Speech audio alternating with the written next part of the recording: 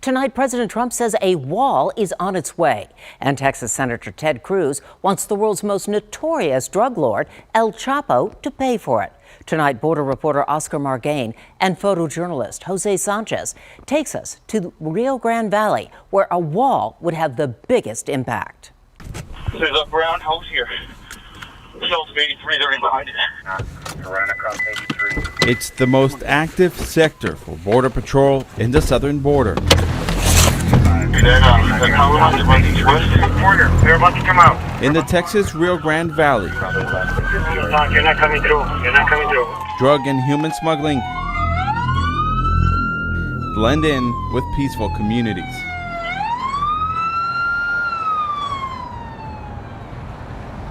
This was the hottest spot in the country. This is before we had any infrastructure, any cameras, and what we've asked the administration and Congress for is something very similar to this. We're riding along with U.S. Border Patrol Chief Deputy Raul Ortiz and his agents down the lower east side of the Rio Grande Valley. It's an area of the Mexican border where security is easy to see. Agents brought us here where there's a border fence. They say it's made it harder for smugglers to get through. You're not going to control everything. Our goal is to be as effective as we possibly can. Back in the late 90s. Sean Watson, the Border Patrol agent in charge of this area, says that until 2010, he would encounter illegal smuggling on a daily basis. And now we see maybe some activity, maybe once a week. Essentially, what Border Patrol says they need is not only more agents, but also build more of this infrastructure. That means a wall or a border fence, along with some technology like they have at the water tower right there. They say that is the perfect combination. That is the formula to secure this part of the border. It's the same approach Border Patrol is bringing to the upper west side of the sector in Mission, Texas, where in the next couple of weeks, construction crews will begin installing 5 miles of levee wall funded by Congress last year. Juan Mancias, the chairman for the not yet recognized Carrizo Come Crudo tribe, has joined forces with environmentalists, worried a wall would run through sacred land, parks, nature centers, and homes. We have to start recognizing the fact that we, the people of the land, have an inherent right to stand up and say no more. One of those people is Rey Ansaldúa. We didn't cross the border crossed us. The 75-year-old retired customs agent and Vietnam veteran is taking the fight to court. Where that road is up there, you can barely see the road, all the way almost up to that bridge. So it's quite a bit of land that we've lost in the last 60 years. Land, he claims, was lost to the government through the process of eminent domain, out of which came a levee wall. Now a new wall threatens to take more land. What we really need is not that. What we really need is stop the demand in the United States. That's what we really need. We're losing money and we're losing land just because they want to have an easier job? No, I don't think so. Nearby, with the help of surveillance technology, agents captured 2 Guatemalans who had just crossed the Rio Grande. The men say smugglers told them this was an easier area to traverse because it lacks a wall. We call this virtual smuggling. They're carrying a navigation and phone charging kit smugglers sold to them. Look what it's on. Compass. Yes. And so he already knows where he needs to go. And so he just got to follow this. And then the smuggler will meet them there, take them to the stash house or pickup location, and then on and on and on. Minutes later, another call for assistance. This time it's a family unit. Central Americans surrender to agents as soon as they make it across the border. This 19-year-old from El Salvador is relieved he's now safe from danger. Chief Deputy Ortiz says about 25% of his manpower goes to processing asylum seekers like these. He says it's a cartel tactic to distract agents. And the areas that they do try and exploit are typically either areas that we haven't installed a gate yet, or areas where we haven't finished the fencing. Look at all the jeans and stuff here. This is obviously where they cross the river. Realtor Terry Erdahl has tried to sell this 1,000-acre property worth $2 million. It's the same location where the migrant family was found. We can't sell it because of all the illegals that are coming through here. Erdahl, a first-generation Norwegian, says illegal immigration is costing him thousands of dollars in lost commissions. They just don't have the to do what they need to do. And if a fence works, then let's put up a fence or a wall or whatever you want to call it. Or let's put soldiers every 100 yards with permission to use their weapons. However, if Congress and the president end up agreeing on a wall, Ertl believes the government should give fair compensation. X-ray traffic 8311.2. 8308.1. Although both experts and critics agree a wall won't solve it all, Border Patrol says it helps buy agents time. We want our agents to have the advantage of the upper hand against the criminal organizations that are trying to traffic in people, narcotics, you name it. The nation will have to decide if that's worth the price of eminent domain. Even in an area right in the middle of the border wall debate, many seem to be on both sides of the fence. On the Texas-Mexico border, Oscar Margain reporting. Some supporters down in McAllen welcomed the president today, but others protested against his visit and against building the wall. Our border reporter Oscar Margain was there with both groups today, and tonight he shows us how one family says the president literally holds their livelihood in his hands. Greeted by his supporters, President Trump arrived to the Texas-Mexico border on day 20 of the partial government shutdown over funding for a border wall. An issue that not only has the president and congressional Democrats at odds, but his critics and his supporters. I actually believe from a spiritual perspective that President Trump has an assignment on behalf of the United States of America. So McAllen resident and realtor Reagan Laurie hopes the president's visit with local officials helps bring everyone a step closer to ending the gridlock in the country. My heart is here to say, yes, I'm pro President Trump, whatever brings our borders more security, less porousness, and keeps our finances taking care of our nation first, I'm for that. But for 69-year-old Fred Cavazos, talk of a wall means everybody's losing property. A border wall project set to start in February with funds appropriated by Congress last year will leave Fred's 64-acre land and all 30 of his lots he rents along the edge of the Rio Grande in no man's land. We've lived here all our lives, so this is how we make a living. Do you have any other place to go? No. Fred's sisters help him manage the properties they've inherited since the Spanish land grants.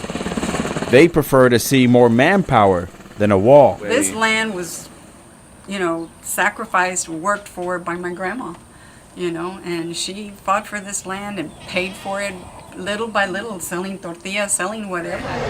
Reagan says she understands there's no easy solution to such a divisive issue. That's hard, especially if someone's been there for decades, family ranches, things that they feel the crunch of that. My desire is that they be fairly and properly compensated. But as history has taught the Cavazos family who have lost property to eminent domain before, proper compensation is something that people living along the border will have to fight for if a wall is to cut through their land. Finding another way of living, is that really an option? No, not really. But what else can you do? They're forcing us to do this. In Mission, on the Texas-Mexico border, I'm Oscar Margain reporting. Over 800,000 federal employees affected by the longest government shutdown in history have now been paid, including law enforcement working border security. Now, the effects of this shutdown prompted a group of Border Patrol agent spouses in South Texas to band together and build a support system, not only for themselves, but for other families who remain at risk of being furloughed once again. Eyewitness News border reporter Oscar Margain has their story.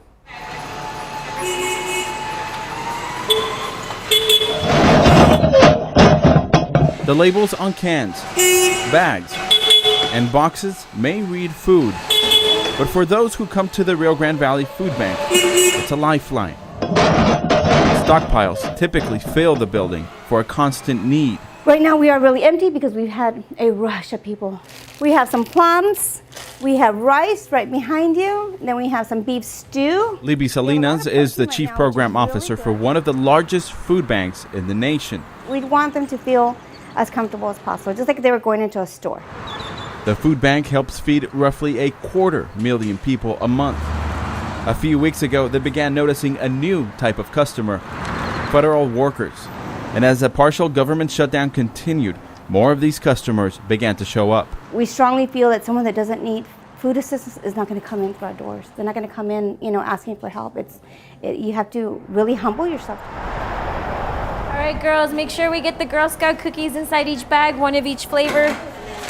Faced with uncertainty, a group of spouses of Border Patrol agents came together to do their part. When life throws you lemons, you eat more lemonade cookies. Noemi Cisneros and Maru Rodriguez called up friends, family, and neighbors to join them in the effort. It takes sometimes something like this to happen for the wives to come together and start something to help each other out. This was the first food drive they would organize, filling 15 bags for 15 families who had reached out for help. I'm here because I want to help out the ones that may need more help as much as I can. Right. Melissa Mitchell and Angie Hernandez recently joined Maru and Noemi as members of Border Patrol Agent Family Network.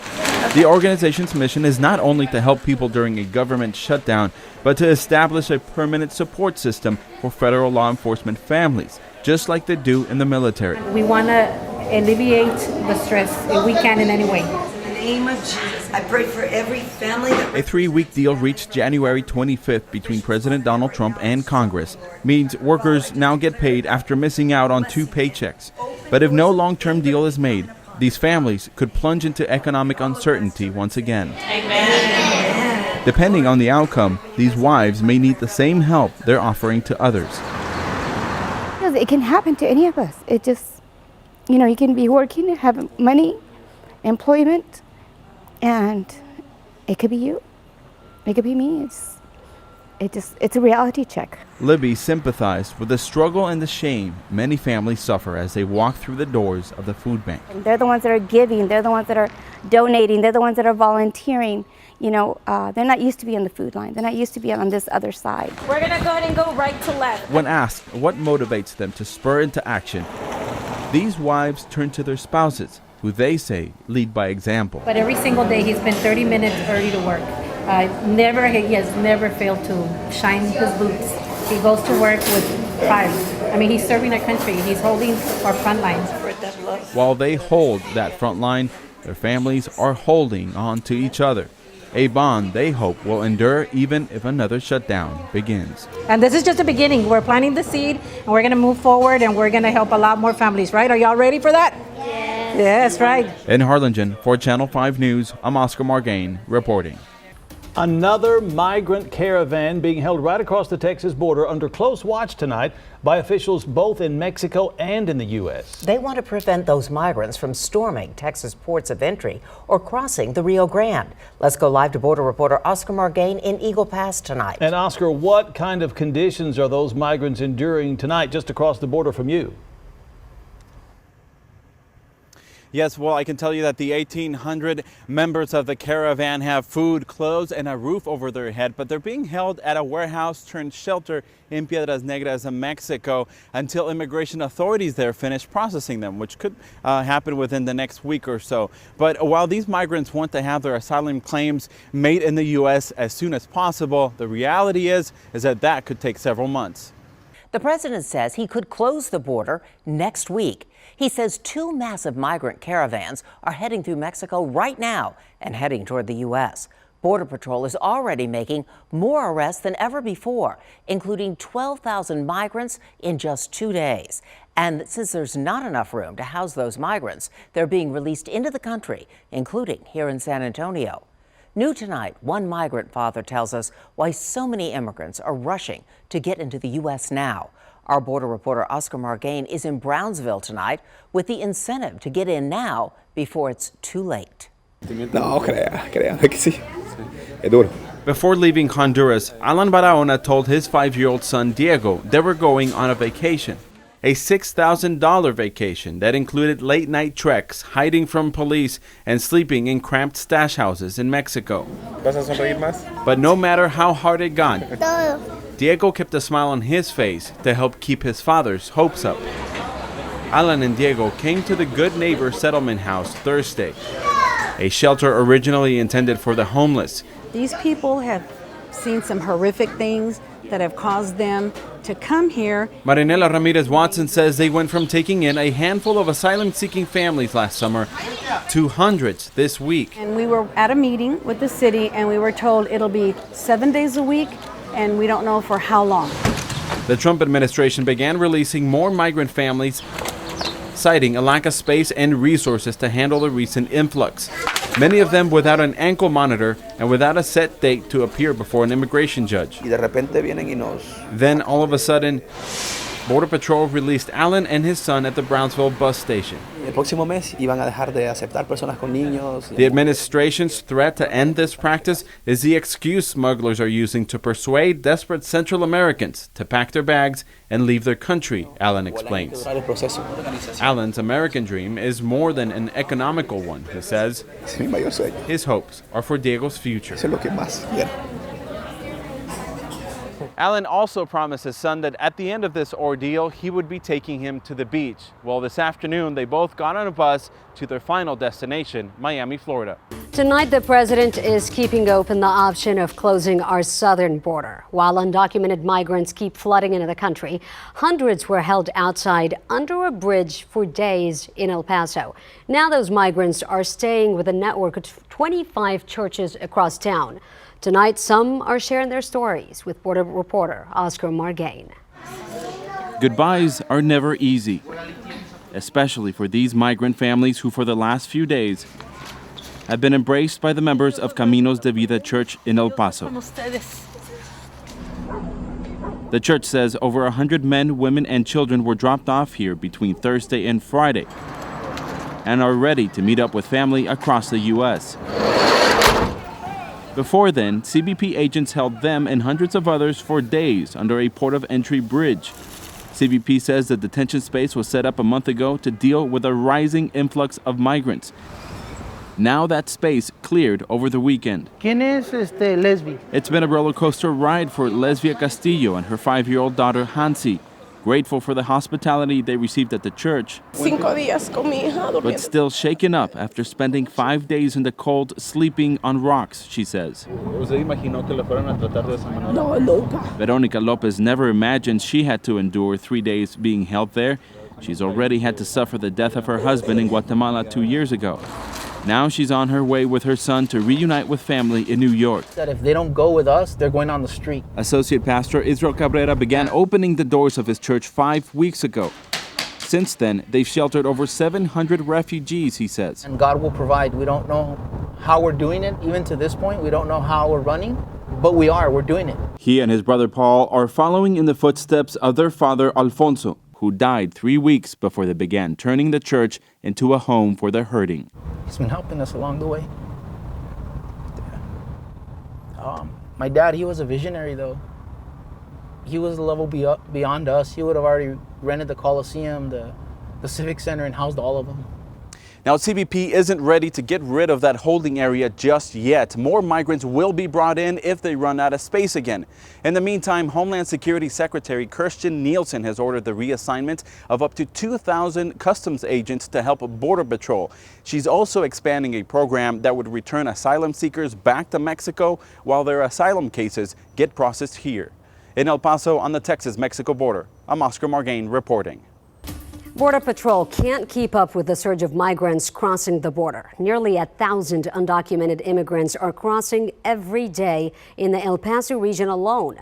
Tonight, border reporter Oscar Margain goes along with border agents to see how easy it is for cartels to overwhelm them.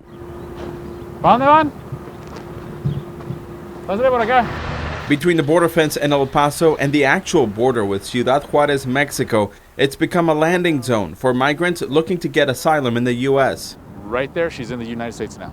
So she had just crossed the border illegally. It was that simple. It's that simple. Border Patrol agent Jose Romero brought us here so we could experience firsthand how smugglers working for the cartel can quickly distract and overpower agents on the field. Once they're ready to send a group for whatever reason, then they'll send them all at once. They'll engage the agents. And then again, tends to be when it's larger groups, they'll try to sneak people in on either side next to that and try to exploit that weakness. Sarah Polato brought her 6-year-old son Anthony all the way from El Salvador. She says she didn't know it would be this easy to cross. So easy. Según yo, todavía aquí es México. No, aquí ya es Estados Unidos. She thought she was still in Mexico. Minutes later, 3 more people make it across the border. It took 29-year-old Jessica Maldonado of Honduras 4 months to finally get here, and she didn't do it alone. She says she's 5 months pregnant. Do you expect to give birth here in the U.S.? Sí, es el Yes, that's her biggest wish, she says. The rate and frequency of illegal crossings varies. Just days earlier, we saw Border Patrol round up a group of almost 50 people. It's every day, all day. That influx has led to an overflow at detention centers along the southwest border, from the Yuma sector to McAllen and El Paso.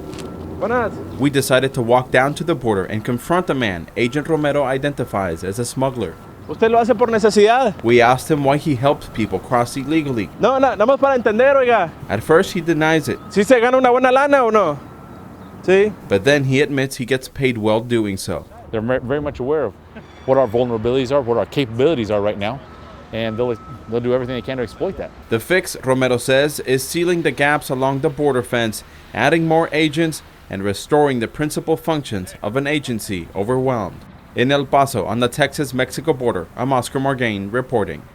On the border tonight, armed citizens are promising to protect the United States from the surge of migrants sneaking into the country. This citizen militia is camped out in the rugged terrain of the Chihuahuan desert.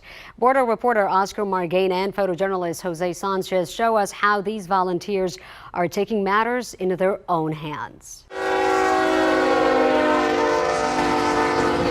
Sunland Park is a town tucked in the southeast corner of the state of New Mexico. It borders El Paso, Texas, and Ciudad Juarez, Chihuahua.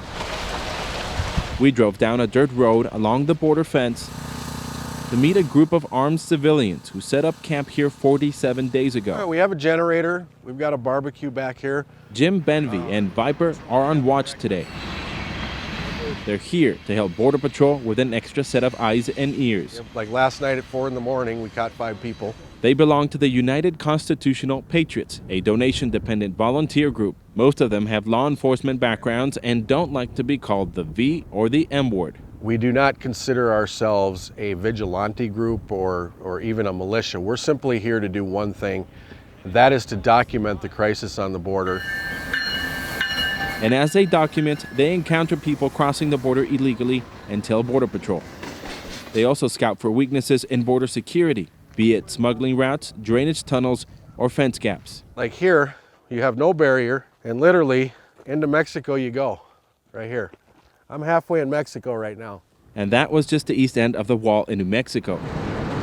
What Jim showed us on the other side of the hill was more telling. That's where all the coyotes come. This is central. He says a staging area on the Mexican side.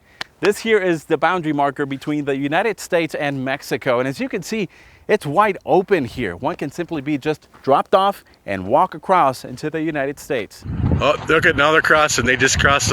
They're told not to cross. And that's exactly what Jim captured on his phone Saturday evening, a group of presumed asylum seekers. No he visto mucha actividad. Gente cruzando. A Ciudad Juarez cop, Jim says, was recently assigned to this post, denying he had seen any migrants lately.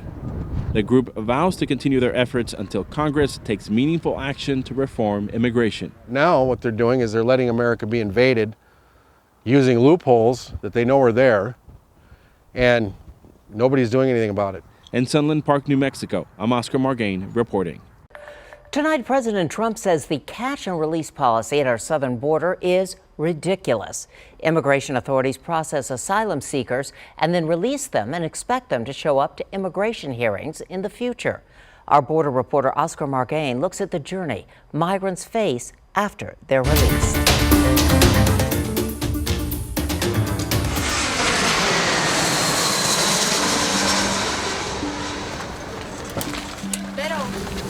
Smile, that's the international language. In a routine stop at the El Paso airport. They're gonna look at them different, but I just tell them, smile, don't be afraid, show them that you're happy to be here. Attention, please. Israel Cabrera drops off a group of migrant mothers and their children with tickets to fly across the country. These are some manila folders that we make for them, for all their documents, and we put on there, I don't speak English, Spanish only, I need help. The associate pastor of Caminos de Vida Church, along with other nonprofits along the border, are helping coordinate travel arrangements for migrants after they've been released from immigration authorities. But those aren't open, right? Each parent is issued a notice to appear at a future immigration court hearing where they can petition for asylum. But the hearing is at their destination city. Many have never flown. We've had some that don't even speak Spanish, that speak a dialect. an Indian dialect, so those are very difficult ones. Estos son del Paso a Dallas. With little to no money and belongings, not even a cell phone, all these families have to navigate the transportation system are those manila folders. When they go, they hold that up, and someone in the airport will help them out. They'll direct them. Yeah, but is that a guarantee that somebody will be there to help them out? No, it's not. At the opposite end of the South Texas border in McAllen, a group of 9 board a plane to Dallas. Customer service is in my blood, I guess, so I had to help, you know? McAllen resident and former airline employee Jordan Lewis went to help them to their connecting flight. The father and son that I was helping were going to LaGuardia, New York, and their flight was in an hour and 15 minutes, and they had no idea how to read any of the boards or anyone that they had asked for help. Fortunately, DFW airport crew, none of whom knew Spanish, was able to escort them to their gate. ¿Había volado antes? No, no había volado antes. Salvadorian Daisy Cabrera and her son Anthony had never flown before. Temores que siente uno porque dice, no, me voy a perder. She feared she would get lost in a place that she's never been to. Si no hay alguien que lo dirija a uno. Had there been no one to guide him to this point, Salvadorian Olvir Nunez believes he could have lost it all. Yes. The sacrifices he and his daughter have made to get this far. The issue is not only at airports, but bus terminals as well. Last year, we followed a group of migrants traveling by bus from the border to Houston. What we saw was an immediate need for interpreters, food, and phone calls. So the gentleman here, just like a lot of the immigrants that have arrived here to Houston, they're all kind of struggling with the language already, trying to figure out where exactly they need to go, what gate to wait at. Similar cases are happening in San Antonio and in Dallas. We're taking meals to the Greyhound bus station in Dallas. Summer Gonzalez became aware of the need for help when working in McAllen for Latino civil rights group LULAC. She's asking Greyhound for added help. And if for some reason one of the buses breaks down or there's people that are not able to make their connecting bus, that they would notify us so that we can find a place to put them for the night.